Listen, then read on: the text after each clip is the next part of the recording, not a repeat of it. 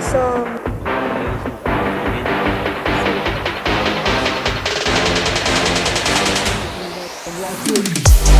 Hello everyone, my name is Ish as well as Inhibit Club.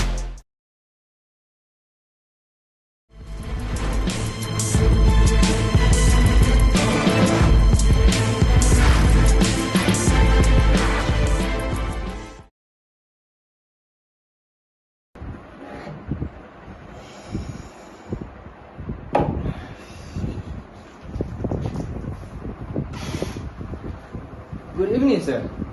Did you call me? Yes. Thank you for calling. As you can see, Labster Island was hit by a meteor and it has left Labster Island in a catastrophic state.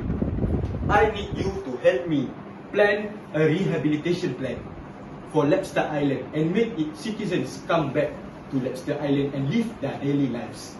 Can you do that as the government's science advisor team? Yes, sure. Yes, sir. Sure. Okay, thank you very much. I hope you can give your full cooperation.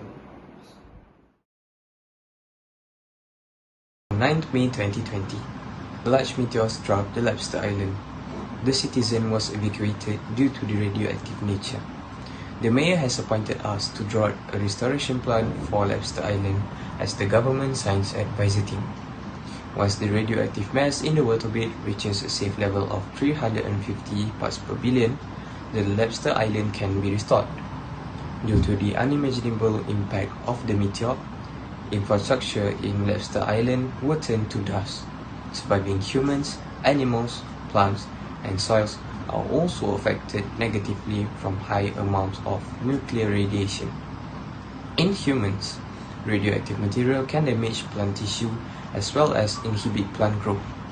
Mutations are also possible due to the damage caused to the DNA. To begin, it is now evident that the risk of cancer in those who are exposed to radiation is considerable. This applies to the animals of Labster Island as well. Radiation's genetic consequences are shown in exposed individuals and in their immediate or future generations. Radioactive material in soil can become compact and lose the nutrients needed for plants to grow. Although solar radiation is essential for plants survival, several other types of non-ionizing and ionizing energy are harmful to plants. The environment also becomes poison, which may inhibit later offspring from growing. Therefore, Labster Island is no longer safe to stay and must be helped.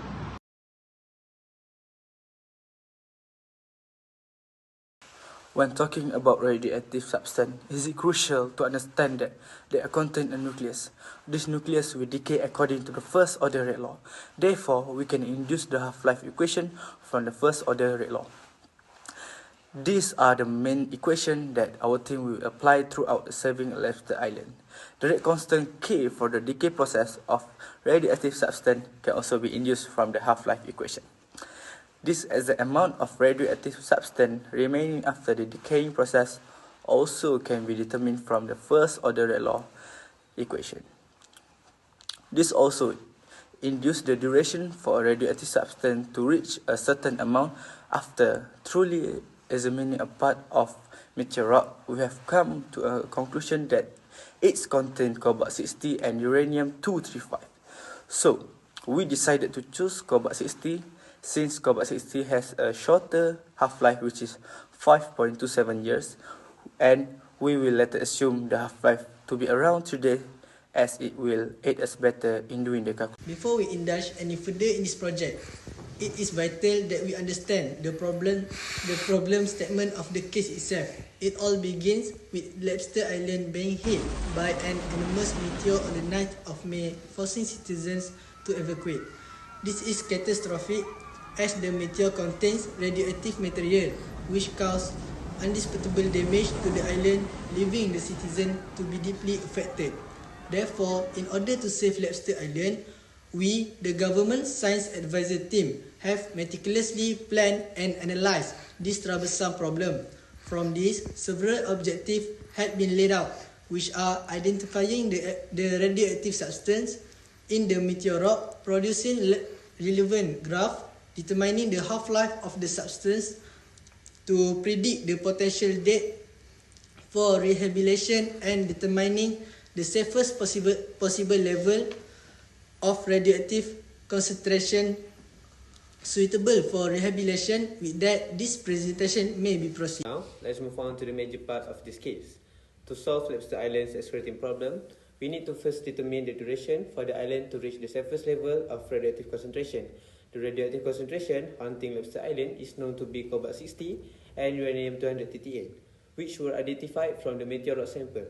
To carry on with this case, we decided to only use cobalt-60 as the main component in the meteor rock sample.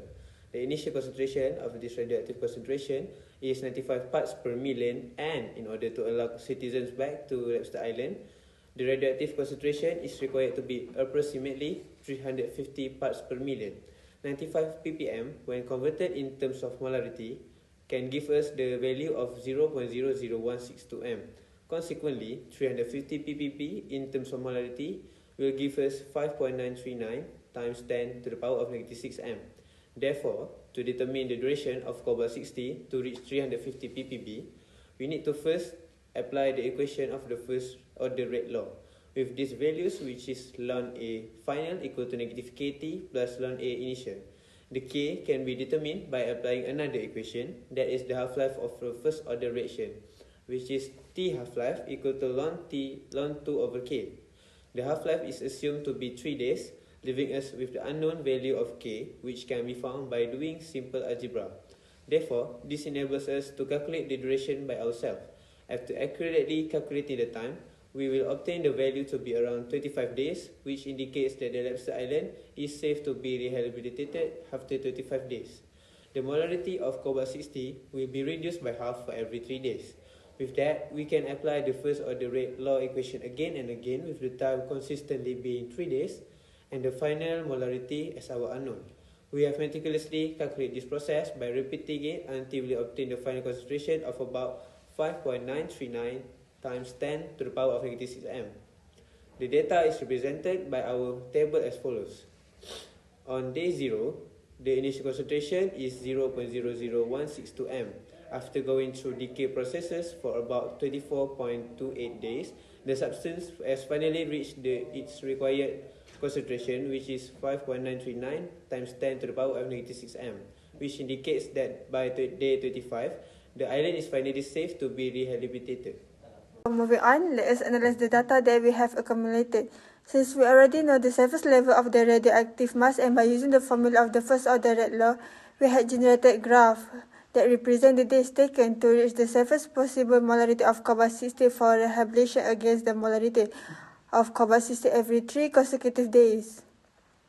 From the graph, it is safe to say that the concentration of the radioactive is decreasing from the first day we start the meteor that hit Lobster Island, that is from the 0.00162 molarity up to day 25. Okay, so this indicates that only after 25 days that cobalt-60 will finally decay to a concentration where it is safe for citizens to carry out their life on a daily basis, that is 5.939 times 10 to the power of negative 6. The mayor can then start to begin to plan proper reconstruction project for Lobster Island.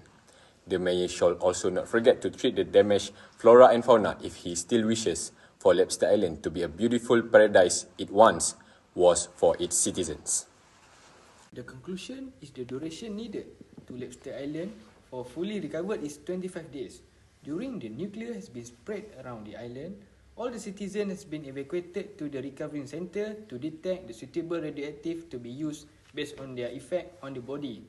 After we detected the content inside the nuclear, then we can assume the radioactive that can be used. So we have decided to pick cobalt-60 and uranium-238, and we have decided to choose cobalt-60. This is because cobalt-60 have a shorter time than the uranium-238.